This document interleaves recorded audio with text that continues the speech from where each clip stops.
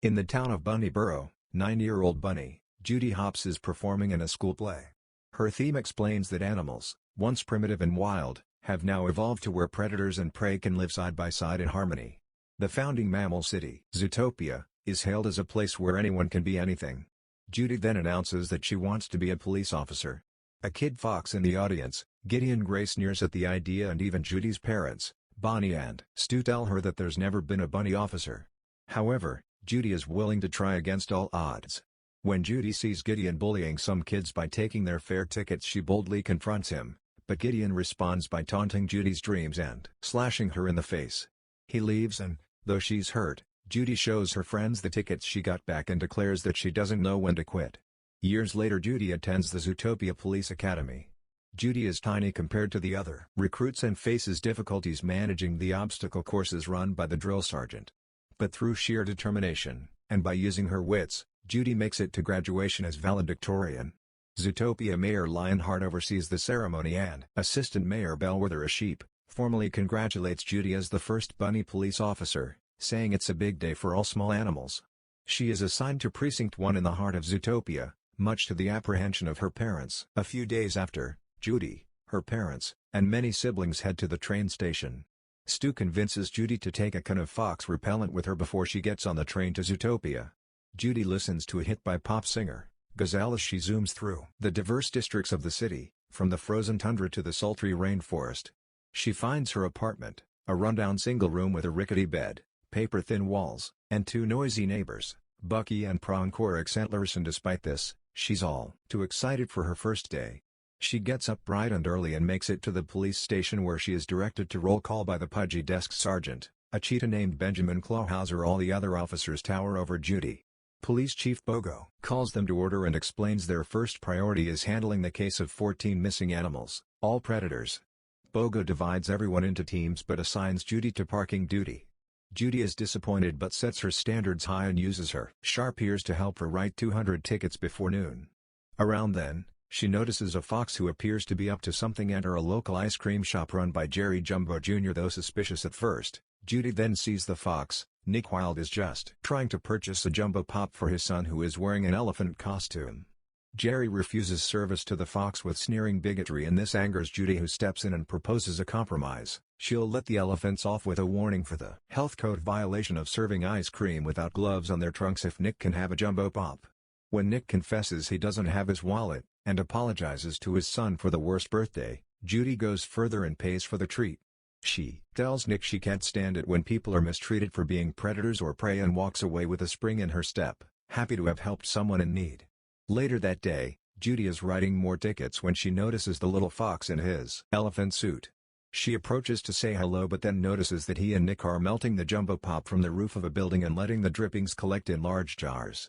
They drive away together, with the little fox at the wheel. Judy follows them into Tundratown and sees them making mini pops with the melted juice.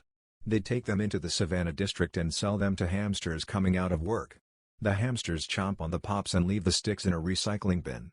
The little fox collects the sticks, and he and Nick take them to a construction zone in Little Rodentia, where they're sold as lumber.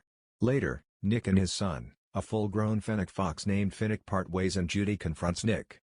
Nick doesn't deny that he's a hustler but provides Judy with all the paperwork he needs to make his endeavors technically legal, and humbles her by saying that the city is not a magical land where dreams come true and a meter maid can never be a real cop.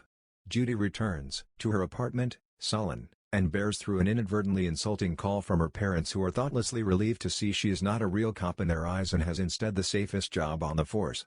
The next day, Judy is writing more tickets and enduring unending verbal abuse from the citizenry for her duty when she is approached by a frantic pig who tells her he's just been robbed. Judy springs into action and chases the thieving weasel through the city square and into Little Rodentia. During the chase, in which Judy has to take considerable pains to avoid accidental harm to the tiny citizenry and their property, Duke kicks a plastic donut from a shop toward Judy and it nearly crushes a lady shrew, but Judy stops it in the nick of time and uses the donut to apprehend the weasel. Judy rolls him into the station but is called to Bogo's office. He reprimands her for leaving her post and endangering the public to retrieve a bag of moldy onions. Judy objects, saying that the onions are actually flower bulbs called Midnicampum holocysthias and that she only wanted to serve as a real cop. However, Chief Bogo responds that she had her orders as a parking attendant and disobeyed them, making a political appointee like her intolerable to him. Just then, an otter named Mrs. Otterton barges in, begging Chief Bogo to find her husband, Emmett, who has been missing for 10 days. Bogo offers empty assurances until Judy steps up and promises to find him. Bogo escorts Mrs. Otterton out of the office before firing Judy for insubordination. However, when he opens the door again, he finds Mrs. Otterton speaking with Assistant Mayor Bellwether, who promptly sends a notice to the mayor about Judy's willingness to take the case and tells Judy to come to her for any assistance. Bogo reluctantly allows Judy to take the case but gives her a 48-hour ultimatum. She finds the otter or resigns. Judy agrees. At the front desk, Clawhauser gives Judy the case file, but there are no leads or witnesses and, since she's new, she has no technological resources. However, Judy notices in the lone photograph they have that Emmett is eating a familiar-looking popsicle. She locates Nick on the streets and demands his help, but he refuses. When she says his $10 worth of mini pops can wait, he claims to have made $200 a day since he was 12. Judy records Nick on her carrot pen recorder and puts his own words against his tax files, which show he's claimed zero income. Judy says she'll report him for tax evasion, a federal offense, unless he helps her. Finnick, who was asleep in the stroller Nick was pushing, laughs at the reverse hustle and wishes Nick good luck working with the fuzz. Before walking off, Nick takes Judy to Mystic Springs Oasis, the last place he saw Otterton going. They're met by a yak named Yox doing yoga behind a desk. He recognizes Mr. Otterton but says he hasn't seen him in a couple of weeks. He then takes them into the oasis to find Emmett's yoga instructor, an elephant named Nongi, and Judy is shocked to find the oasis is a haven for naturalists, nude animals. Nongi has no memory of Otterton, but Yox unwittingly gives Judy all the information she needs, including the plate number for the car Otterton was picked up in the last time he was there.